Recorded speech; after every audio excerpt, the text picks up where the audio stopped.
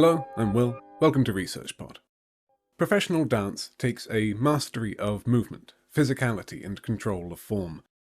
That's on top of the business stresses and social demands associated with precarious employment, where one literal slip-up could put you out of commission and out of work for a while. So what are dancers to make of motherhood and pregnancy when their physical form and social availability now comes with dependence? Professor Angela Pickard of Canterbury Christchurch University speaks with us today about her research into the challenges facing the embodiment and identity of dancers becoming mothers, and what the field can do to support dancers before, during, and after pregnancy. Professor Pickard, hello. Hello. Could you tell us a bit about yourself, the professional and academic side to your lives, and a bit about how that comes into what we're talking about today? Yes, so I'm the first professor of dance education in the UK. I've been a dancer, teacher, advisor, and I now work at a university, so Canterbury Christchurch University, and I'm director of the Sydney de Haan Research Centre for Arts and Health. Today we're going to be talking about one of my research projects and articles, which is Professional Contemporary Dancers Becoming Mothers, Navigating Disrupted Habitus and Identity Loss or Evolution in a UK Context. So my research draws on sociology, pedagogy and psychology, and it's focused on bodies and identities. I work with a range of participatory and elite dance organisations developing dance practices, from artist lab practice-based research, participatory workshops to evaluations. And I'm particularly examining widening access and opportunities, social determinants of health and well-being in dance, social inequalities, and inclusive working practices for dancers. I danced through my pregnancy till I was about 7.5 months. I didn't know if it was okay. It was. But recently I was approached by an organisation called Parents and Carers in Performing Arts to investigate some barriers and challenges that might exclude dancers that were also mothers to continue in the dance profession.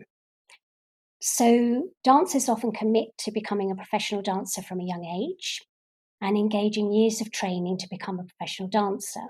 So it is interesting that if they've trained for so long, it's not appropriate just to be able to dance till you're sort of, 35 years old and then have to stop dancing. So it was important for me to think about this project quite seriously.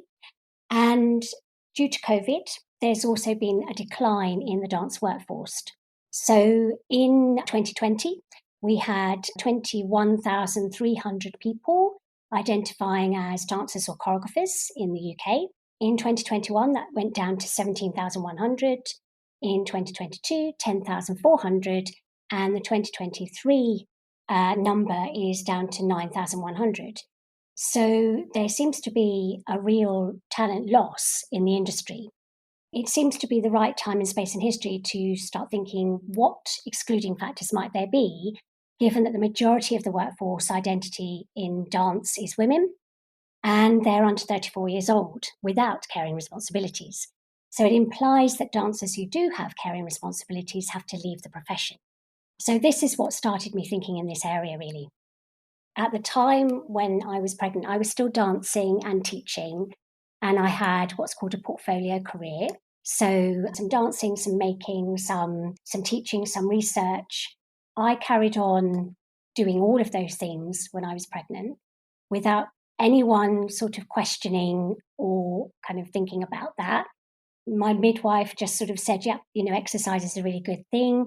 As I say, I sort of just felt what I thought was appropriate and thought, well, as I got kind of bigger, I thought, well, I can't really do anything kind of leaning over to the floor. I wasn't as flexible as I was.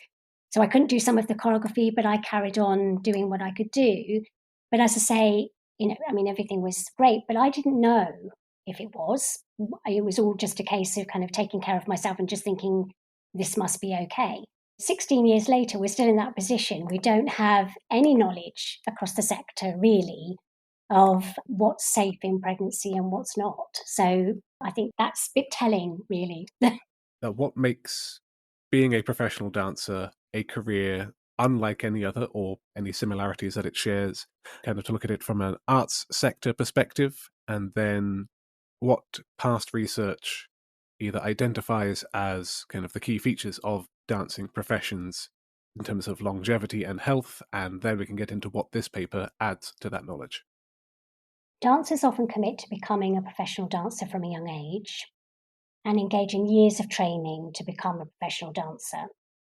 And so a professional dancer's sense of self and their life as a dancer is often intertwined. Cultural norms and expectations are sort of taken for granted, such as there is a particular shape and size and ability and behaviour of the body that dance sort of expects, and it's what one becomes inside and outside the profession. So this becomes a sort of sense of self or embodied identity, and also the way that somebody might think in terms of cognition. You think as a dancer, you act as a dancer, and the identity is deeply embedded within the dancer's body and mind. And social connections are also often dance related. So dance globally, but particularly thinking about a UK context, it's a highly competitive industry. There's often a surplus of women in comparison to men, and job security is quite precarious. Dance places artistic, physical, technical, and psychological demands on dancers, and dancers often work long hours in the studio and in performance. Some of the work that I've been doing over some years now is I've worked with some adolescent dancers as they've been working towards becoming a dancer. So I did a longitudinal study with young ballet dancers as they were becoming dancers with several elite dance institutions, and tracked them over a period of 4 years as they went from kind of audition through and through their sort of assessments and through their development.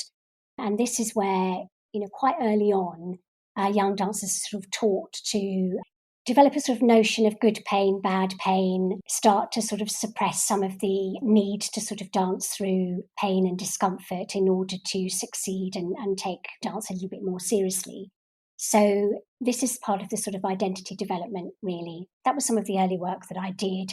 And then I've sort of continued to think about the wider context of dance. So how inclusive is dance and how exclusive is dance?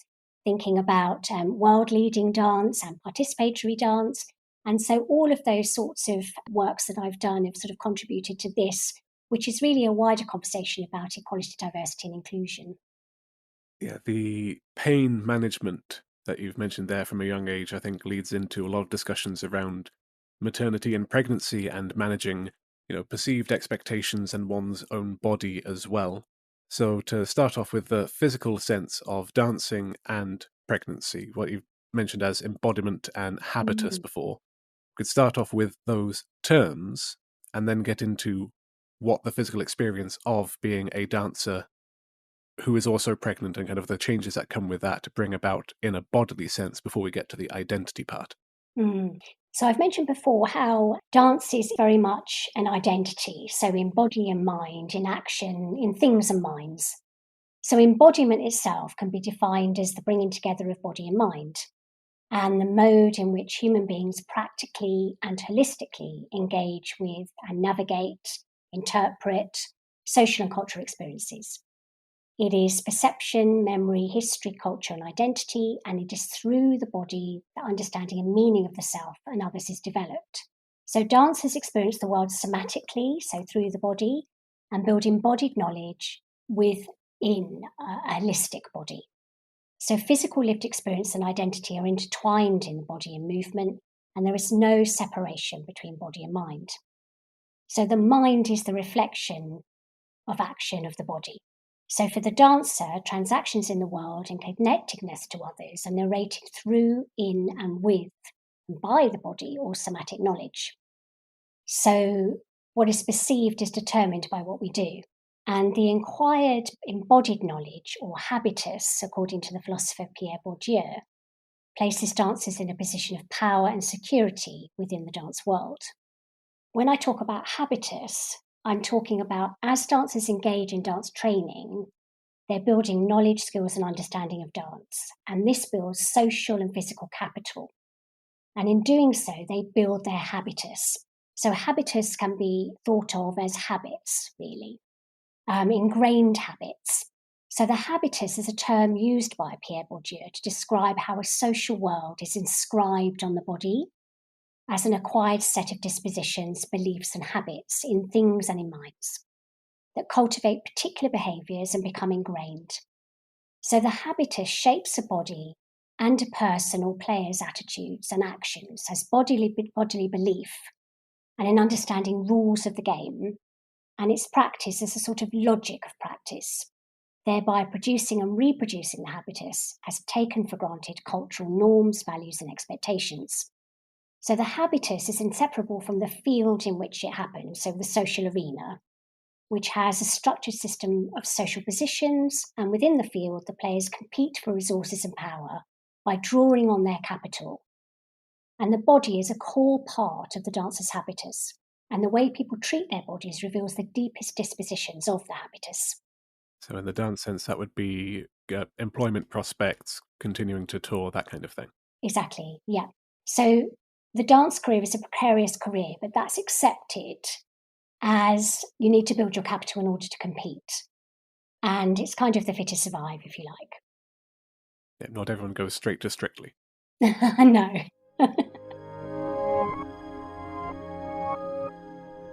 You mentioned there the embodiment of body and mind, and those two things are things that can change drastically and rapidly over pregnancy, and they are certainly not your own body, and can sometimes, from what I've seen from my partner's experience, not your own mind.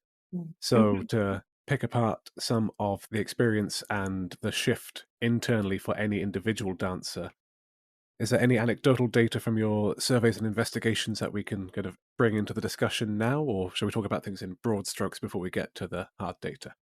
When a dancer becomes pregnant, because they've got this sort of taken for granted habitus or habits of expectations of how they look, they feel, what they can do, pregnancy can have an impact on a dancer's body and mind. So a number of biomechanical and hormonal changes occur.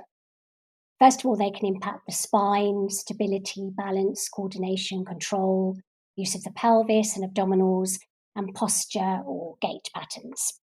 So this can greatly impact, for example, you might get back pain, decreasing postural control, might be changes in centre of gravity, range of motion, hip flexion, extensions all reduced, as well as decreased stride length. It depends on each individual, and this is sort of general for all women getting pregnant and being pregnant. But for dancers, because of the increased awareness of the body and what it can do and how it feels, it really impacts on a dancer's identity, because the pregnancy disrupts the habitus or the status quo, if you like. So dancers as aesthetic athletes are very aware of changes in body in pregnancy and have increased vulnerability to bodily changes and potentially to more serious consequences, such as eating disorders. There's 3 times higher risk for dancers to have eating disorders than non-dancers. And so dancers with an eating disorder in pregnancy is obviously a high risk. Because dancers hone their bodily shape, strength, and ability, this involves daily practices. So again, there's a whole change of routine in pregnancy because things have to change for the changing body, the changing ability, the changing shape and size, and so on. Dancers may have a felt need to maintain a particular body weight over periods of years to gain work in the past, according to cultural expectations. And that mindset change to realise they need to put on weight can also be a challenge. So body changes in pregnancy and postnatal may have physical but also psychological impacts, as dancers can struggle to accept and adapt to bodily changes. Is that something that for intended pregnancies, planned pregnancies, there's any kind of mental calculus to sit down and decide, here is something that is going to fundamentally change my body and course of my life for at least the next 9 months, let alone further? The decision to become a mother in the dance profession is fraught with professional and personal tensions. To become pregnant as a self-employed freelance dancer who has to navigate between project-based working, job-to-job working, quite a precarious career, means there's a financial implication as well as the physical and psychological. And to become pregnant in the freelance dance industry as a contemporary dancer is still an expectation rather than a norm.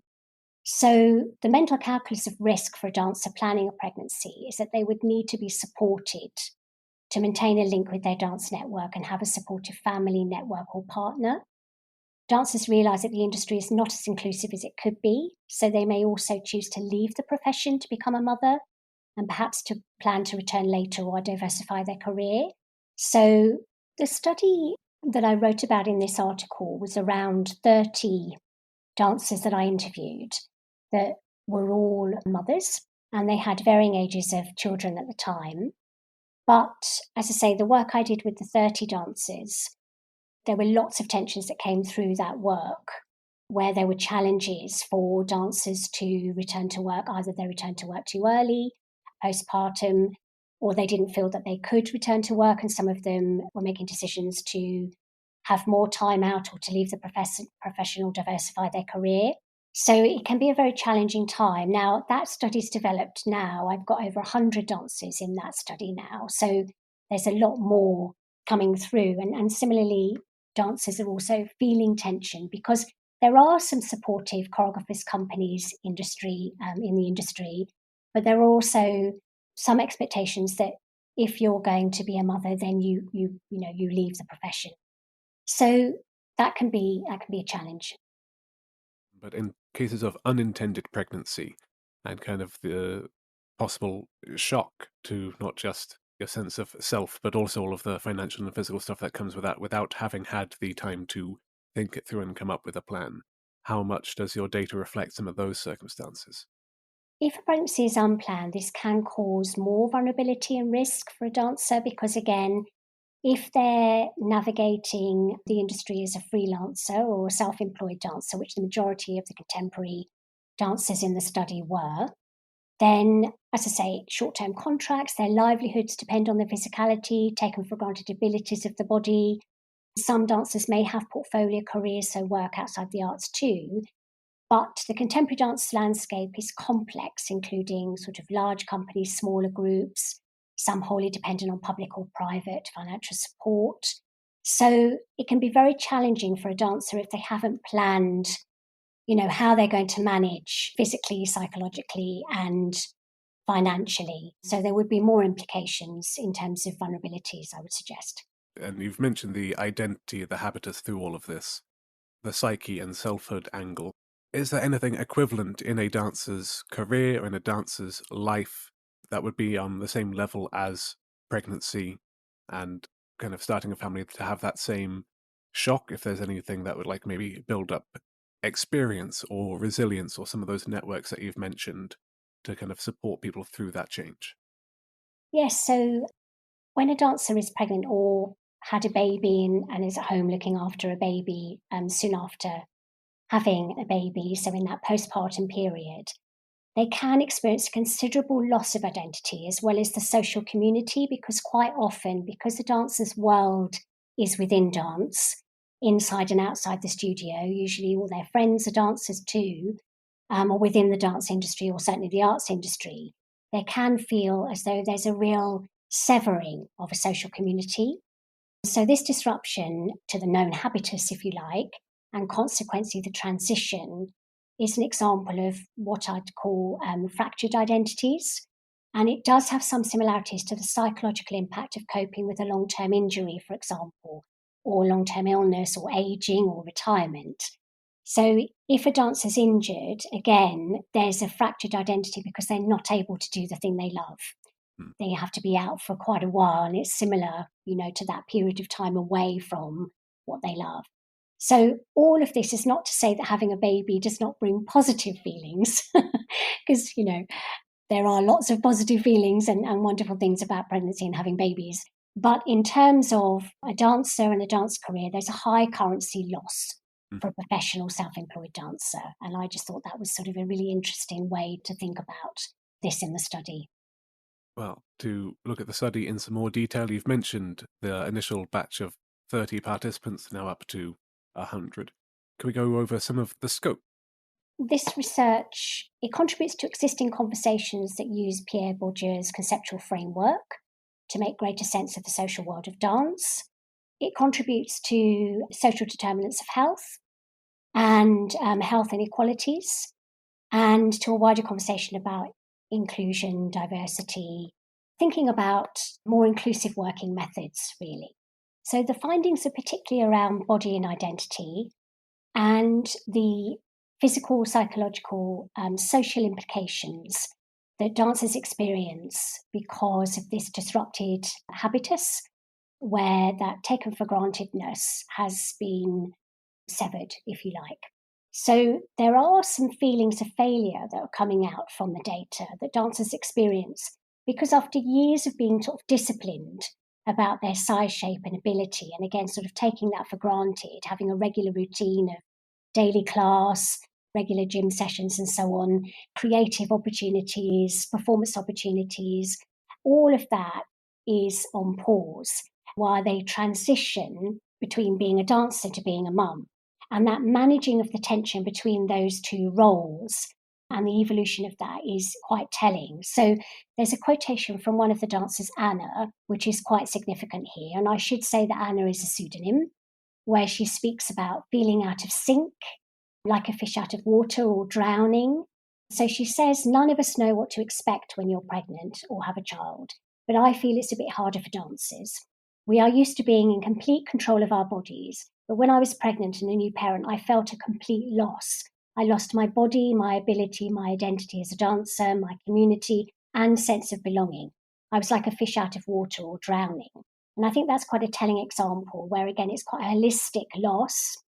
And similarly, Nadia, who is also a dancer mother, she says, when the body does not look or feel as it once did, it is hard to get your head around this. And it's a deep challenge mentally. And Michaela talks about how she felt a pressure to return to work. So soon after having my first baby, I was worried that if I did not say yes to the job, I would not be asked again by that choreographer. And it was a well-paid job, but I was not fully healed. And it did take its toll on me physically and psychologically. So what we've been finding in the data is that a lot of dancers feel that they are worried about the loss of their physical ability, being able to return to work or where they were, so snap back, if you like, after having a baby, and then also returning to the industry so they don't have too much time out, so they don't lose that social community and all of the networks that they've made as a freelance dance practitioner, where they rely on those networks to get work. So they were quite important quotations, I think.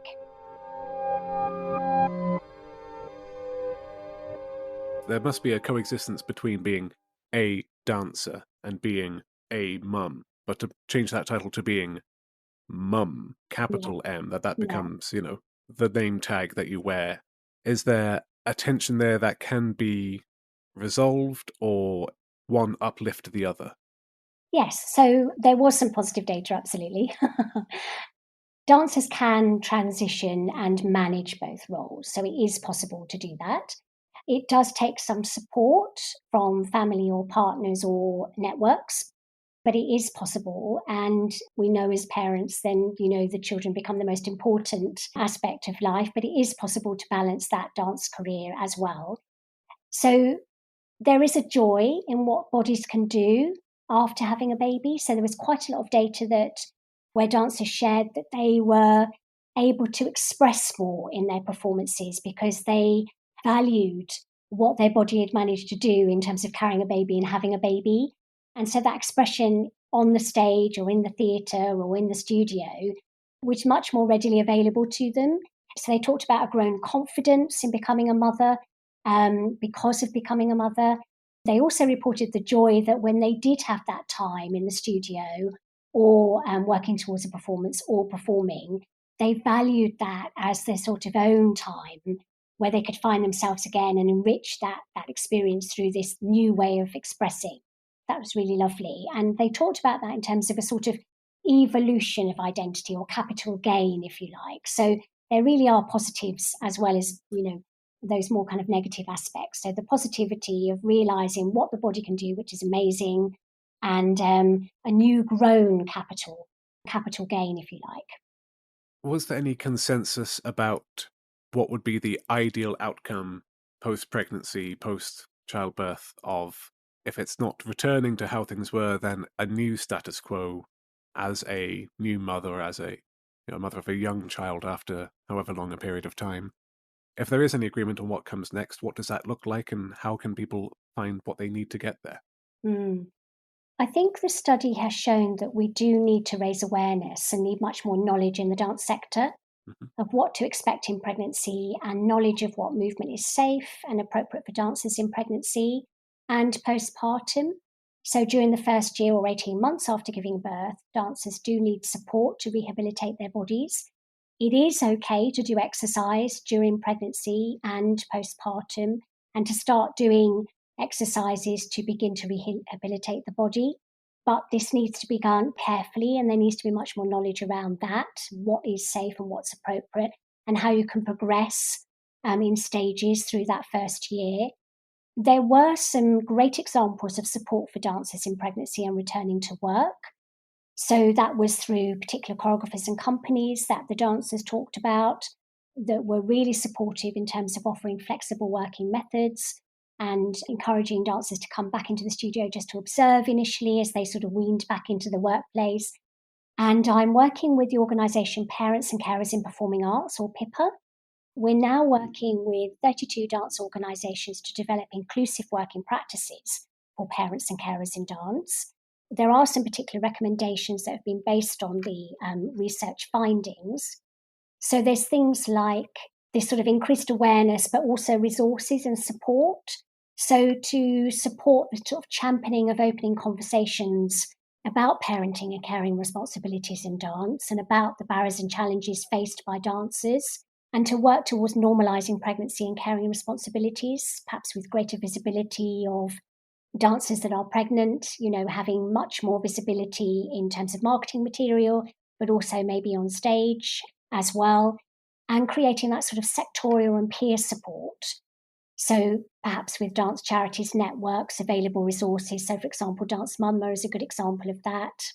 And then sort of developing workplaces. So thinking about building and sharing knowledge of the physical and psychological changes in pregnancy and those social aspects as well, and keeping people involved in social networks, perhaps when they're on maternity leave and so on, if they choose to be. And then just thinking much more about potential inclusive policies and practices. So at the moment in the UK, a lot of arts funding is very project-based.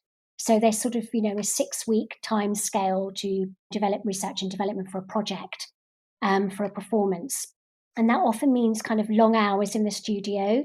And that's quite excluding for anybody with caring responsibilities because it's very difficult to, one, get there early, and two, to stay late because, you might have to do nursery or school pickup.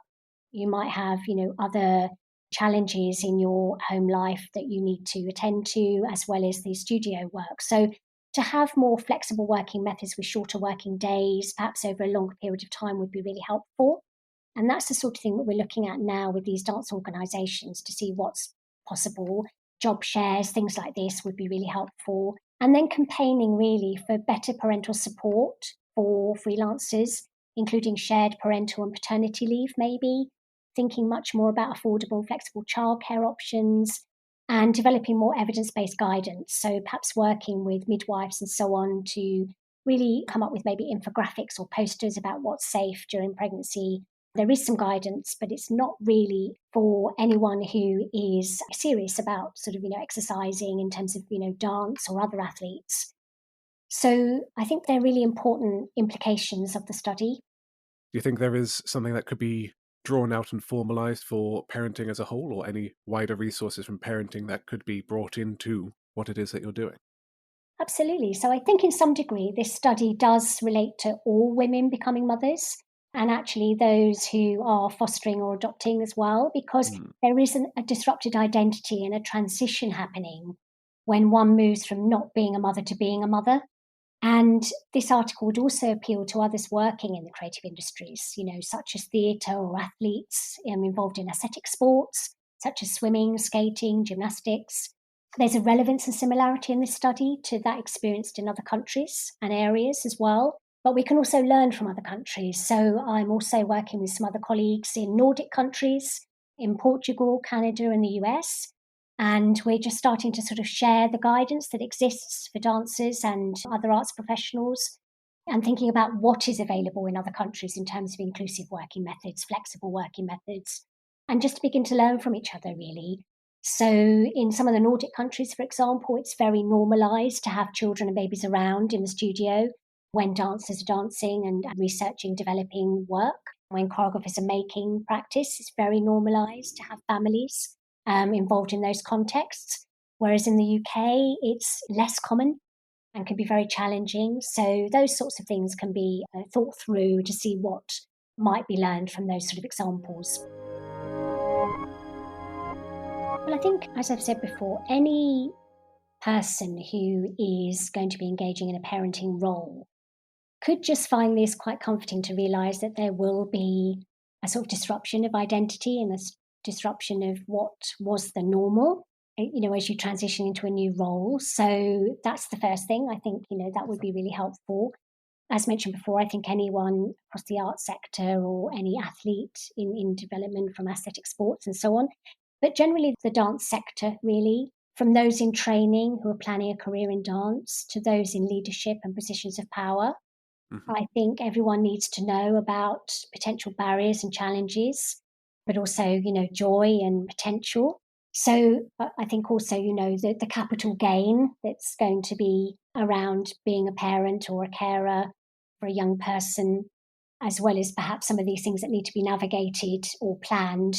So that's why I wonder if, there should be a little bit more discussion around these things for those in training, so that it isn't a big shock that when they get to an age where they might be starting to think about starting a family, then they realise that, it could be much more challenging. But hopefully things will change in terms of support and flexible working methods by then too. But I think this is part of a wider conversation really as well around diversity, inclusion, sustainability and longevity for dance, for arts, to have more status and value in society, and to have more conversations around, STEAM and the importance of the arts sector, because just over 2 million people work in the creative industries in the UK. So there is an economic consideration if we have a lot of talent loss when people hit their 30s, and we've already got a bit of a declining group in dance too. So if we don't start providing appropriate working methods for people to stay in the industry beyond their 30s, when we've worked very hard in dance science, for example, over the last 30 years to give people longevity in the profession, to help them understand their bodies better, to manage injury, to reduce injury, that means that people can continue beyond their 30s because their bodies are able to, and the industry is much more focused on safe practice, healthy dancers and so on now. It's a shame that when people decide to start a family, they then think, I can't continue in the dance industry, because there is lots more potential that we could have there to support people. So I think we don't want dancers to have to make the choice to either not have children or leave the profession when they've trained for years to do what they love doing, because I do think there are ways that we can support dancer mothers to continue a career in dance and have longevity in the profession. And if people want to hear more from you and about this research specifically, is there anywhere online or through specific resources that they can stay in touch? Yes, so they could certainly email me. That's just angela.pickard@canterbury.ac.uk. We have a Twitter account as part of the Sydney Dehaan Research Centre for Arts and Health that I lead, which is just @SydneyDehaan, and that's Haan with HAAN. And the article itself is available on the Research in Dance Education website as part of the Taylor and Francis journals. It is available there for people to have a look at. Well then, all that's left for me to say for now is, Professor Pickard, thank you so much for your time today. Okay, thank you.